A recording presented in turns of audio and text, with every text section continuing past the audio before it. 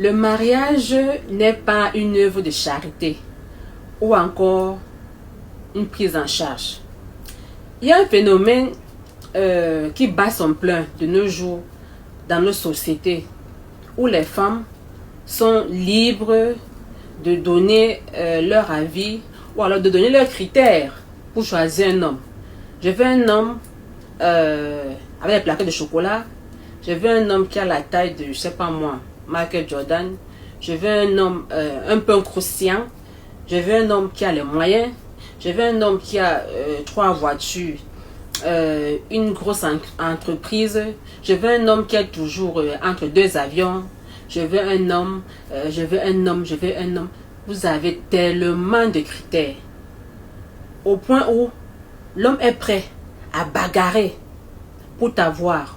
Au point où l'homme est prêt à vendre ce qu'il a pour te conquérir. Au point où l'homme est même prêt à dormir chez les Alamimbo pour t'avoir.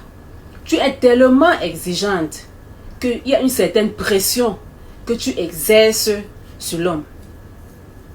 Et c'est comme ça que on va voir les charmes à gauche, les pratiques peu orthodoxes à droite, par-ci par-là. Parce que chaque homme veut prouver qu'il est un homme en fait, qu'il est un mâle dominant en fait. À cause de la pression que la femme exerce sur lui. Mais, quand il vient maintenant que l'homme pose également ses critères sur la table, pourquoi est-ce que ça devrait poser problème? S'il dit par exemple qu'il ne veut pas une femme avec 5 enfants et 5 pères différents, c'est toute la toile qui est en ébullition.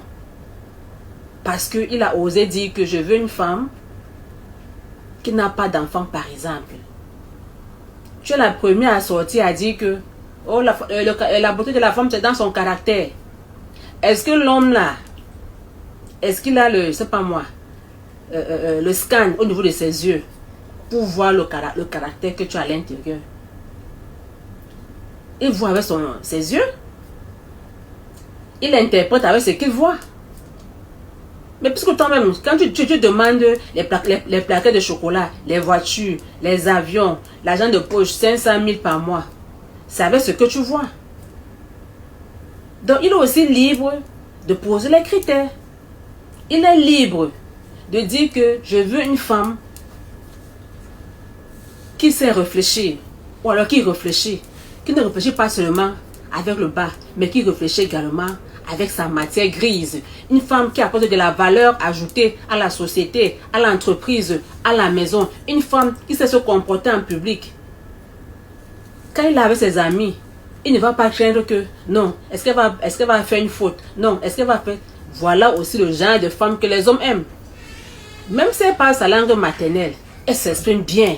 Elle s'exprime couramment. Parce que tu avais me dire en commentaire que oh, tout le monde n'a pas fréquenté. Mais tout le monde n'a pas fréquenté. Mais pourquoi tu as dans les longs yeux?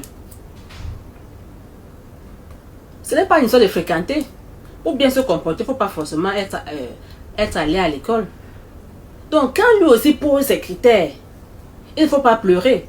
Parce que tu as le libre arbitre, tu as le libre choix de dire tout ce que tu veux, tout ce que tu penses. Ça, c'est pour toi en fait. Mais je dis ceci, quand il vient aussi dire que je veux telle personne, je veux tel genre de femme dans ma vie, il ne faut pas pleurer.